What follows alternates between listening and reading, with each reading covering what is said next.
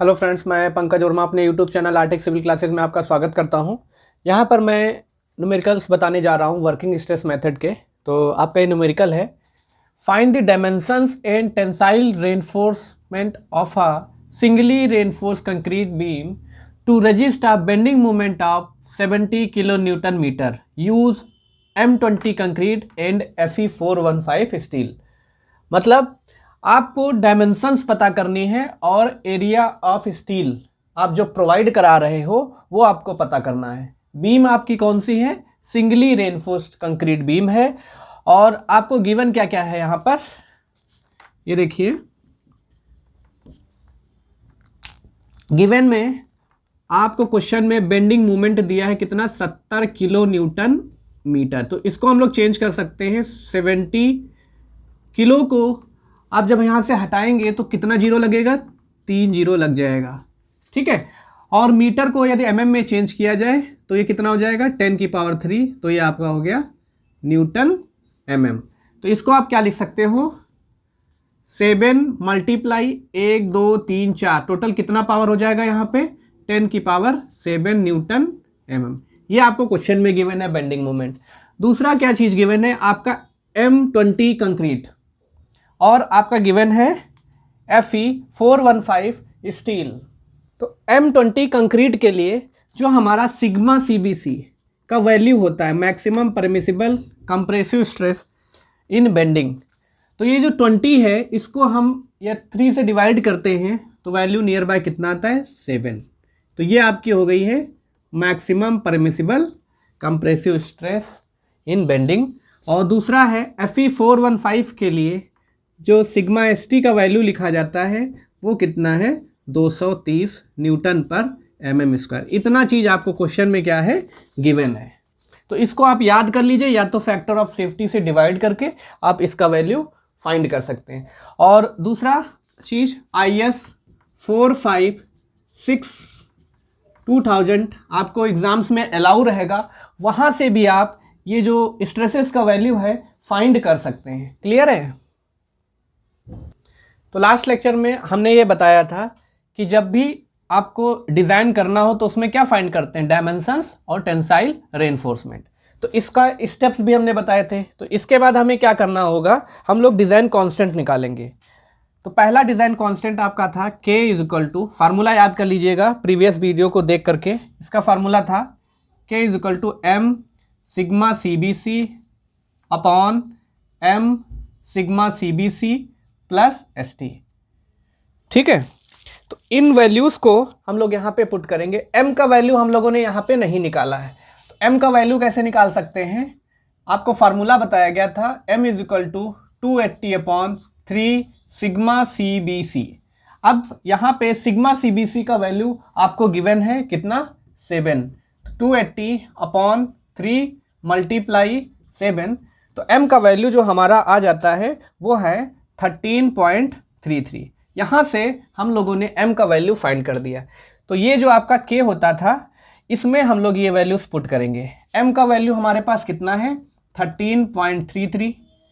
Sigma CBC हमारे पास कितना given है? 7 अपॉन, फिर से देखिए M sigma CBC 13.33 multiply 7 plus sigma ST।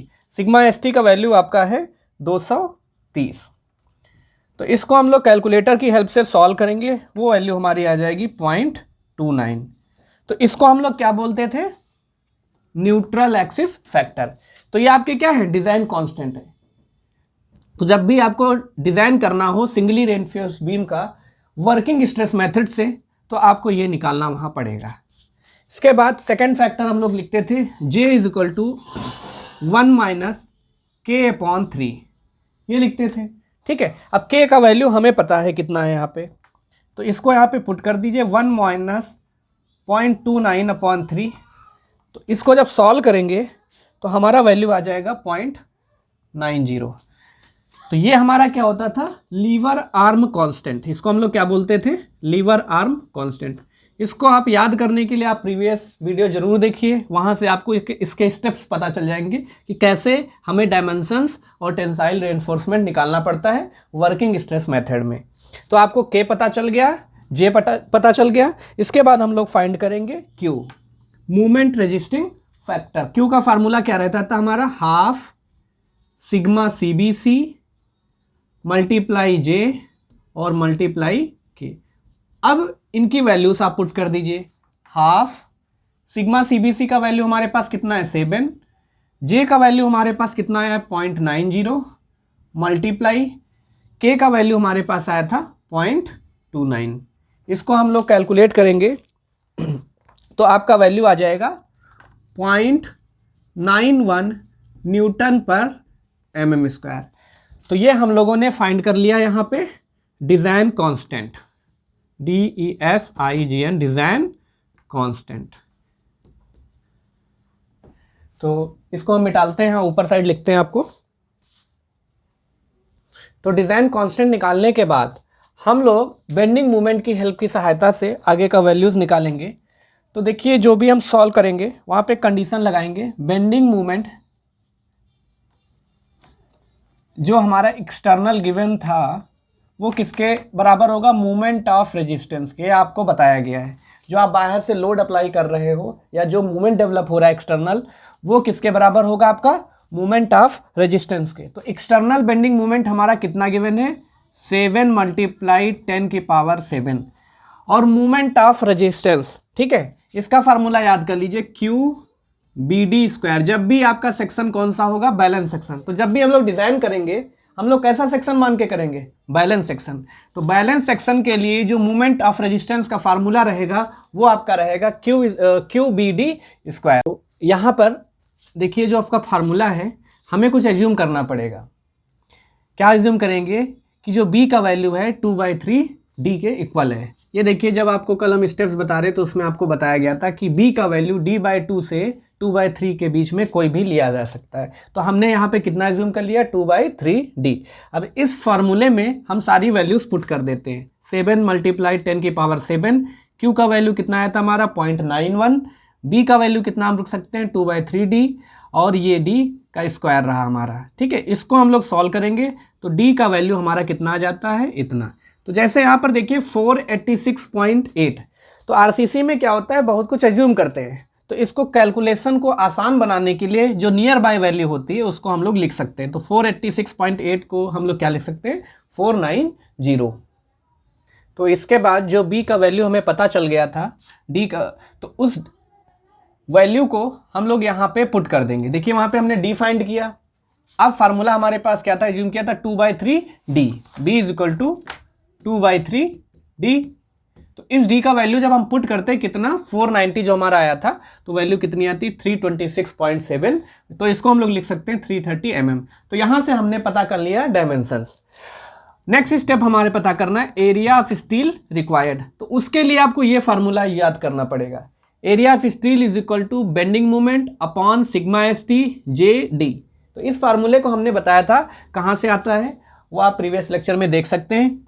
इसको हमने वैल्यूज पुट कर देते हैं। बेंडिंग मोमेंट का वैल्यू क्वेश्चन में गिवन है 7 × 10⁻⁷, σ/ST 230 गिवन है, J का वैल्यू हमारा 0.91 आया और D हमारे पास कितना था 490। तो एरिया ऑफ स्टील हमारा कितना आ जाता है 682.5 mm²। इसके बाद हम एज्यूम कर लेंगे यहाँ पे कि हम लोग कितना, अब देखिए एरिया ऑफ स्टील जो है हमें पता चल गया। अब हम लोग यहाँ पे एज्यूम करेंगे कि हम लोग 16 mm बार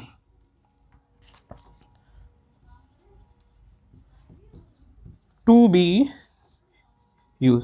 तो जो भी हम कैलकुलेशन करेंगे उसमें जो हम मार्केट में या कहीं पर भी जो स्ट्रक्चर बनाने जा रहे हैं उसके लिए जो सरिया यूज़ करना है, स्टील बार्स यूज़ करेंगे, उसका डायमीटर हमें कितना लेना है 16 mm। ये हम एज्यूम कर रहे हैं। आप 12 mm भी ले सकते थे, 20 mm भी ले सकते हैं। तो हमने अपने अकॉर्डिंग यहाँ पे कितना ले लिया 16 mm ले लिया है।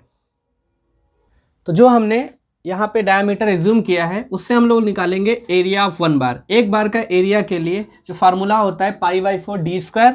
D का वैल्यू हमारे पास कितना गिवन है 16, तो उसको हम यहाँ पे पुट कर देते हैं। तो एक बार का एरिया हमें यहाँ पर पता चल जाता है। इसके बाद हमें निकालना है नंबर ऑफ बार्स, मतलब जो हम बीम बना रहे हैं उसमें कितने नंबर ऑफ बार हम लोग प्रोवाइड करेंगे। उसके लिए जो आपने टोटल एरिया निकाला था उसको एक बार के एरिया से हम लोग डिवाइड करा देते हैं, तो हमें नंबर ऑफ बार पता चल जाते हैं। तो नंबर ऑफ बार्स हमारे कितने आ रहे हैं 4 बार्स। तो ये आज का न्यूमेरिकल था। आज के लिए इतना ही। Thank you.